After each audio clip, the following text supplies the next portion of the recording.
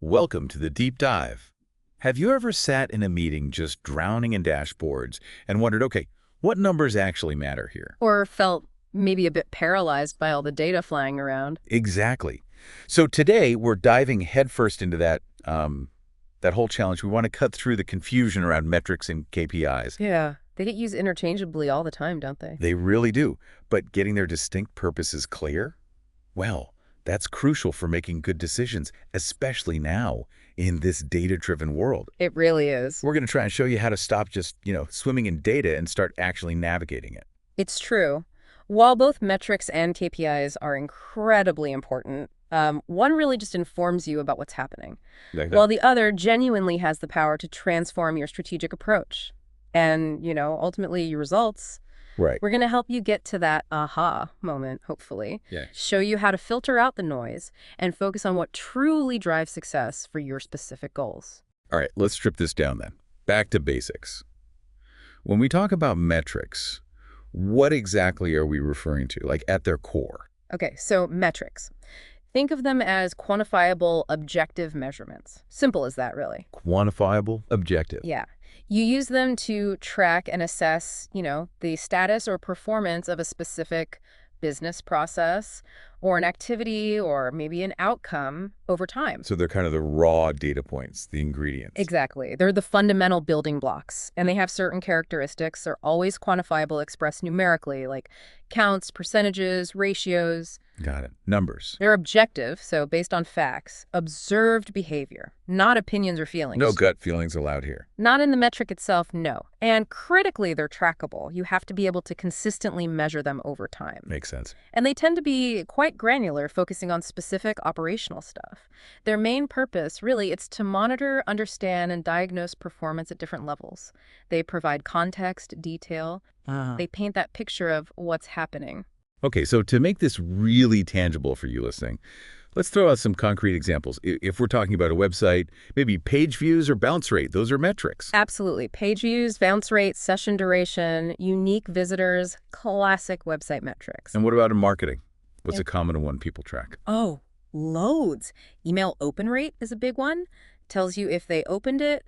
Click-through rate, or CTR, tells you if they click something in the email. Okay. Cost per click, CPC, is another, how much you pay for each ad click. These are all metrics. Right. Got it. And for, say, sales teams? Number of leads generated, calls made, emails sent, those kinds of activity metrics are very common. And product teams, what are they looking at? For product, maybe the number of features used or screen time per session for engagement. Error rate is a big one, too, for quality. Okay. And customer support? Number of tickets opened, average first response time, things that measure volume and efficiency. These are all vital operational details. They tell you what's going on. Now, here's something really important you brought up earlier. Not all metrics are created equal, right? This is where people can get sidetracked. Exactly. This is key. There's a huge difference between vanity metrics and actionable metrics. Okay, break that down for us. Vanity versus actionable. Sure. Vanity metrics. Well, they look impressive on a report, maybe make you feel good, think total downloads for an app or just raw page views sometimes. That's good on paper. Right. But they often lack real insight into the health of the business or progress towards goals. Crucially, they don't really tell you what to do next. Ah, okay. So what makes a metric actionable then?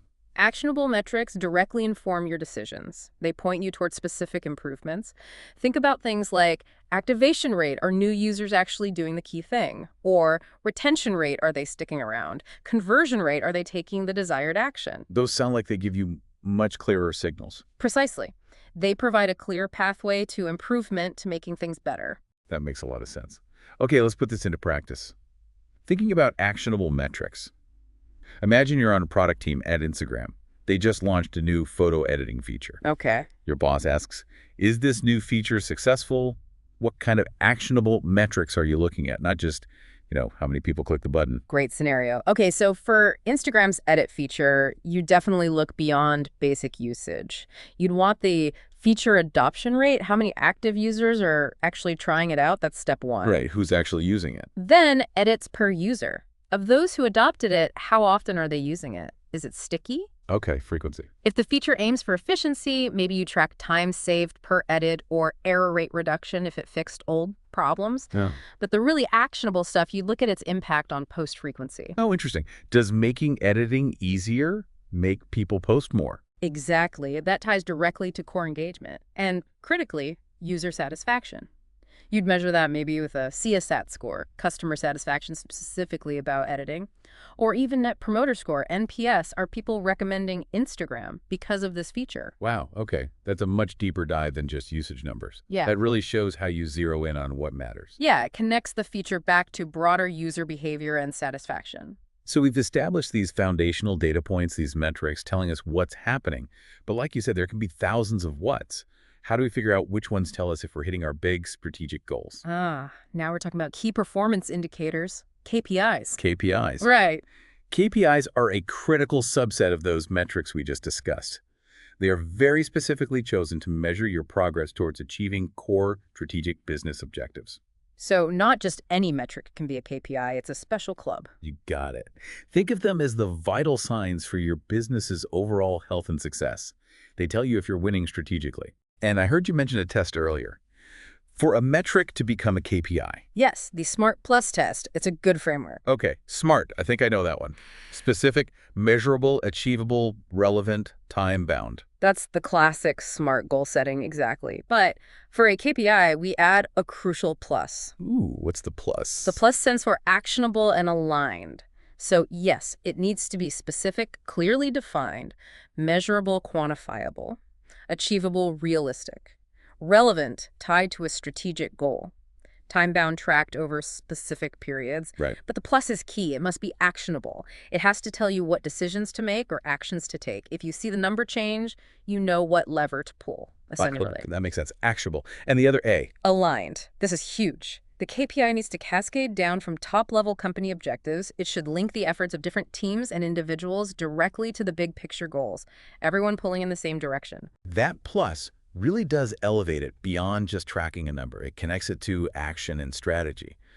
So why are these SMART Plus KPIs so essential for you listening or any organization? What's their real impact? Well, they do monitor health, give you that high-level view, but it's deeper than that. They help you analyze trends, spot patterns, maybe even predict future performance. Seeing the bigger picture over time. Exactly.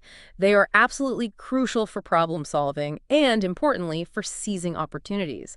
They help you pinpoint exactly where you need to intervene or maybe where you should double down and invest. Accessing. They're also vital for benchmarking. How are we doing against our targets, against last year, against competitors? KPIs give you that context. Comparison points. Right. And perhaps most powerfully, they create focus and alignment. They rally teams around shared critical objectives.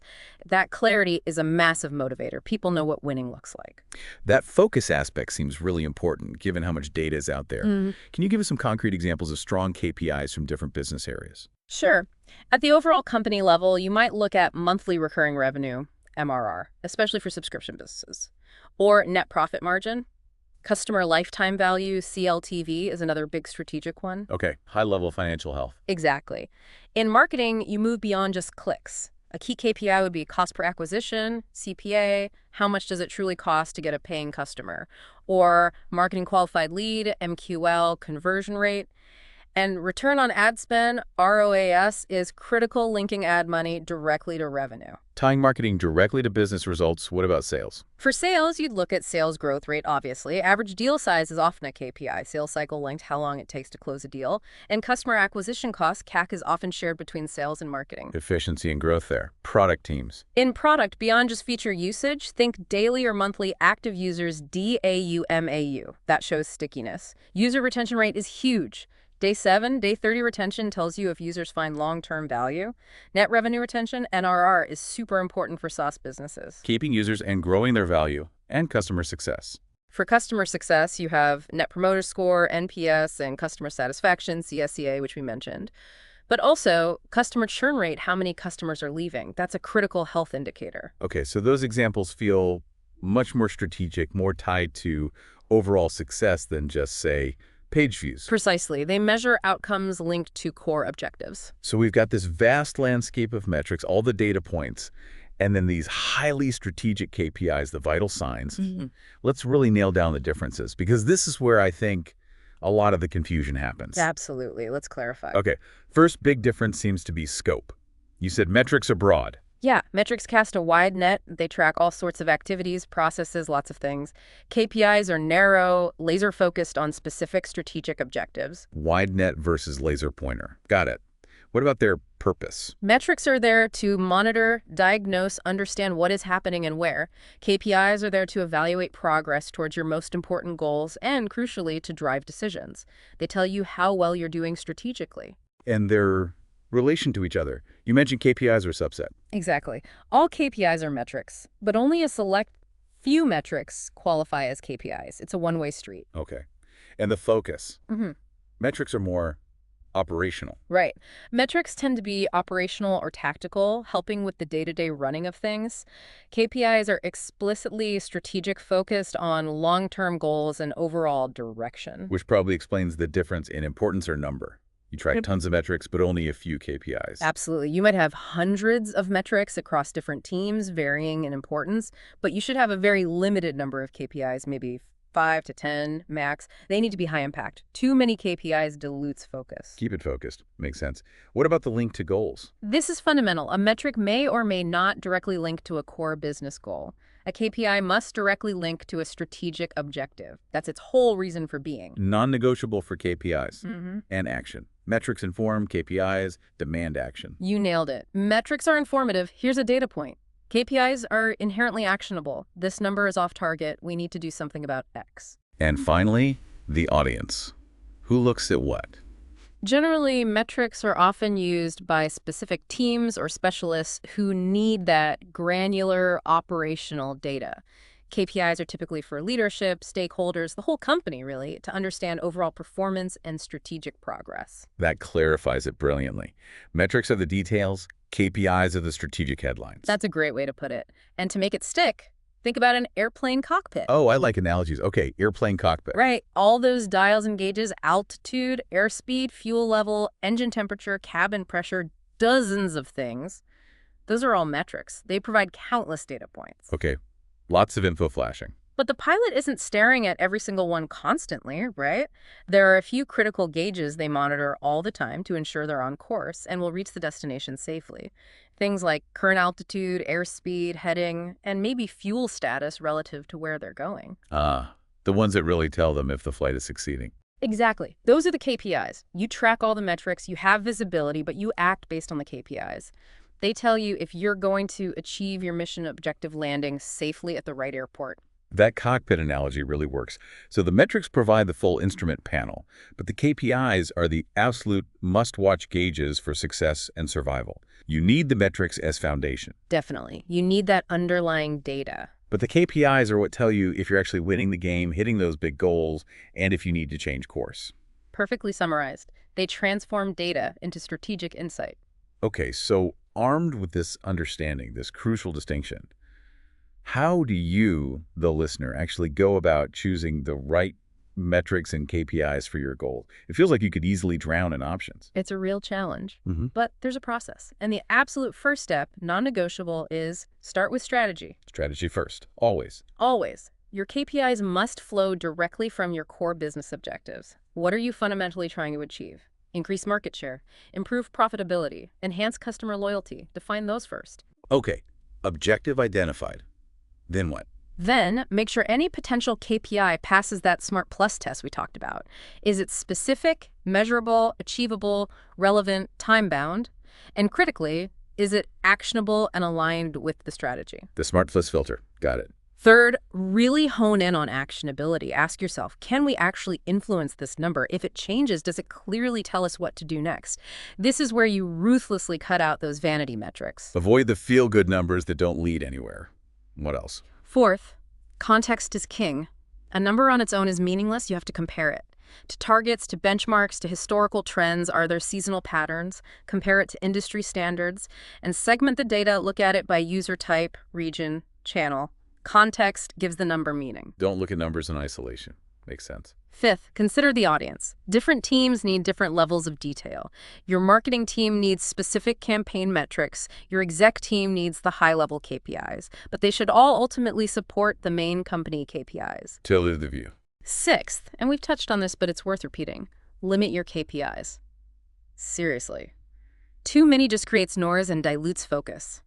Prioritize the vital few that truly indicate strategic health.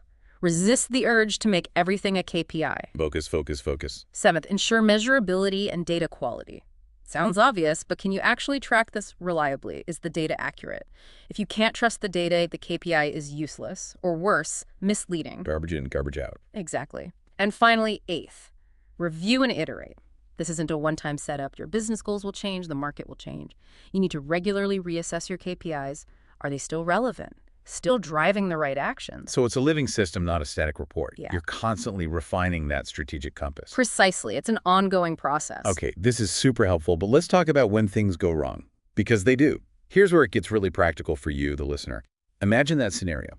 A key metric, maybe website traffic, suddenly tanks. It drops 20% last week.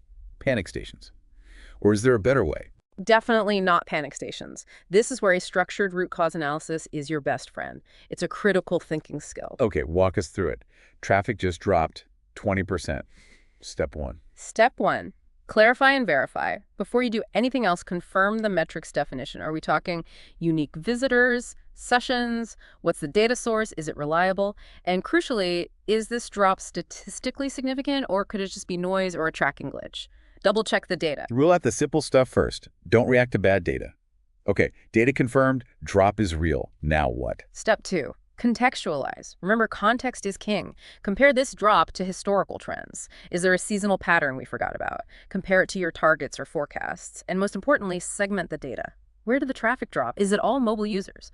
Only from organic search? Specific countries? Specific landing pages? Break it down. Find the specific area of bleeding. Don't just see the overall drop. Smart after contextualizing. Step three, identify correlations and changes.